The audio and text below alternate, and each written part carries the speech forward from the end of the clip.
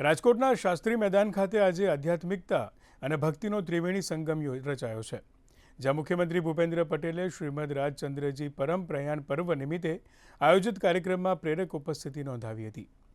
પૂજ્ય ગુરુદેવ રાકેશજીના સાનિધ્યમાં અને શ્રીમદ રાજચંદ્ર મિશનના ઉપક્રમે આયોજિત આ પાવન અવસરે મુખ્યમંત્રીએ શ્રીમદ રાજચંદ્રજીના જીવન કવન અને તેમના ઉચ્ચ આધ્યાત્મિક આદર્શોને અંજલિ અર્પી હતી.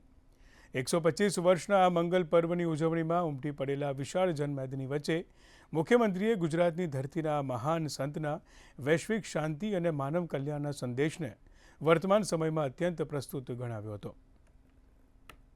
સ્મરણનો નહીં પણ આત્મમંથન, સાધના અને આધ્યાત્મિક ઉન્નતિ માટેનો એક અવસર છે.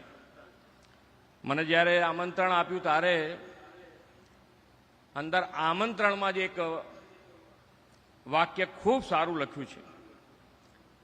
પરમ કૃપાળુ દેવ, પરમ પરાયણ પર્વ એ પરમ કૃપાળુ દેવની પરમ અદ્ભુત આત્મદશાનું સ્મરણ કરી આત્મકલ્યાણના માર્ગે અગ્રેસર થવાની દ્રષ્ટિએ ખરેખર અપૂર્વ અવસર છે.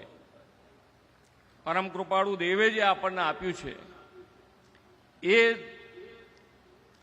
આત્મસિદ્ધિ શાસ્ત્ર, એને અનુસરવા માટે પણ આપણા માટે કદાચ આપણી શક્તિ ન હોય તો જેટલા બને એટલા સત્સંગમાં આવી અને રાકેશભાઈજીને સાંભળીએ એટલે આપણને આત્મસાત ધીમે ધીમે ધીમે ધીમે આમાં આગળ વધાય. જેનું એકમાત્ર પ્રયોજન પરમાર્થ સાધવાનું હોય એવો મુમુક્ષુ જીવ તો સ્વામી ગુણ ઓળખી સ્વામીને જે ભજે દર્શ અને શુદ્ધતા તેહ પામે.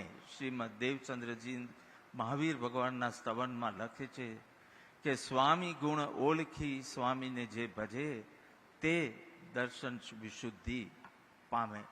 બાકી તો બધું જ્ઞાનનો ક્ષયોપશમ, જ્ઞાનાવર્ણિયાના ક્ષયોપશમથી જ્ઞાનનો ક્ષયોપશમ, પણ પરમાર્થ માર્ગમાં તો વિશુદ્ધિનો મતલબ છે ને કેટલું જાણો છો કે કેટલી વિશુદ્ધિ પ્રગટી, એ મહત્વની છે.